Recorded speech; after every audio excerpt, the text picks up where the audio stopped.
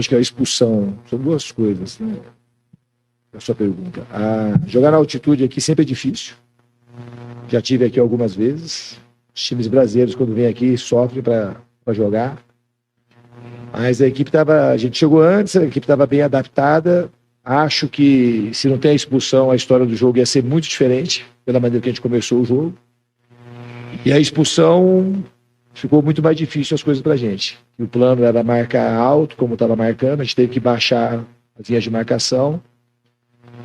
E a gente quase consegue virar 0-0 o jogo. A gente estava sofrendo muito cruzamento. E aí, no segundo tempo, a gente tentou deixar a área mais alta e acabou que não funcionou a substituição e a gente tomou os outros gols. Agora é pensar no jogo do Brasil. A gente tem condições de fazer o placar lá também. E na terça-feira a gente se preparar para fazer do melhor que a gente puder lá no nosso campo. Fernando Diniz, Lineker Biondi, a hora do Vasco aqui. No dia 2 de junho, se eu não me engano, o Carlos Amodeu, CEO da Vasco SAF, ele fala que o planejamento seria te entregar reforços até a volta das férias, por volta do dia 21, para que você iniciasse o trabalho com os novos reforços chegando para compor o elenco. Esse planejamento não aconteceu e, obviamente, nós sabemos que o futebol brasileiro é um futebol resultadista e tudo estoura no treinador.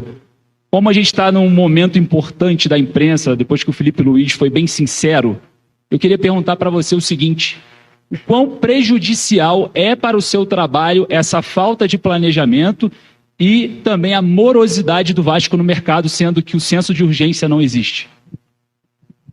Não tem caça às bruxas. O Vasco tem as suas limitações financeiras. Quando eu vim para cá eu sabia disso.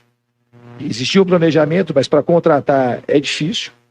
Não adianta, a gente não tem o dinheiro para contratar.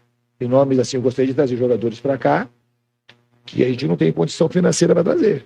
É caro, a gente conseguiu trazer o Thiago Mendes e a gente precisa trazer poucos jogadores que venham com que a gente acredite que possa dar certo. Então, eles estão se movimentando.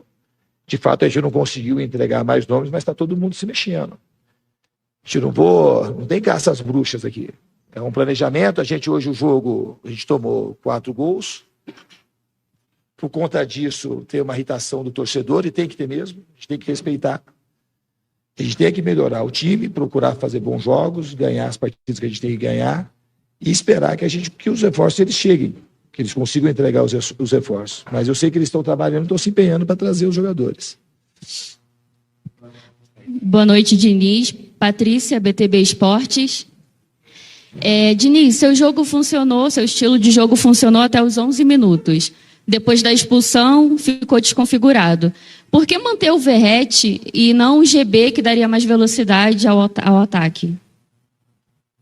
Não, mas o problema não é o GB já foi uma surpresa. Talvez ninguém esperasse que ele fosse sair jogando.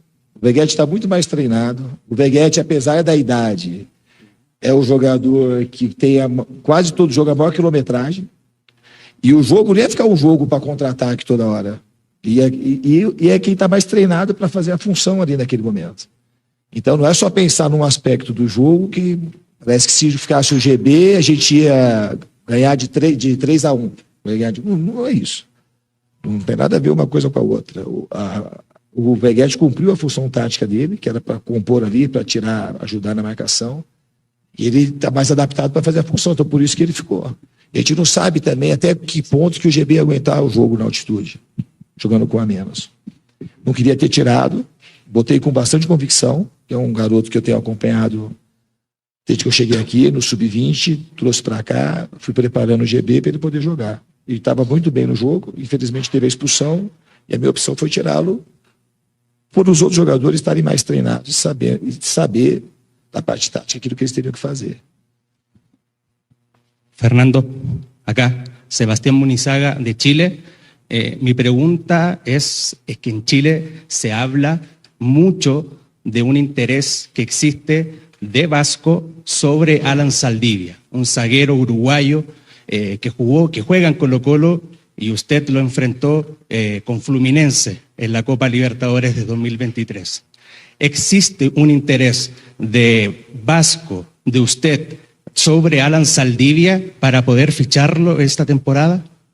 Eu joguei contra, é um jogador que eu gosto muito, Saldívia, mas essas contratações é de interno. A gente não vou falar de nomes, a gente está trabalhando internamente nas necessidades que a gente acha do elenco. Mas é um jogador que eu gosto. Muy bien, escuchemos. Fernando, buenas noches. Nicole Moposita para Machi Deportes. Fuera de la expulsión, ¿cuál crees que es la principal autocrítica que podrían hacer y cómo revertir el resultado para el partido que se viene allá en Brasil? Hablamos con los dirigentes de Independiente y decían que para ellos tampoco estaba en presupuesto este 4-0 de cara a lo que se vino el compromiso hoy ante Vasco. Muchas gracias.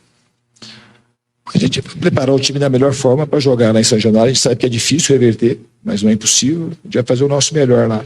A gente tentar a classificação até o último instante.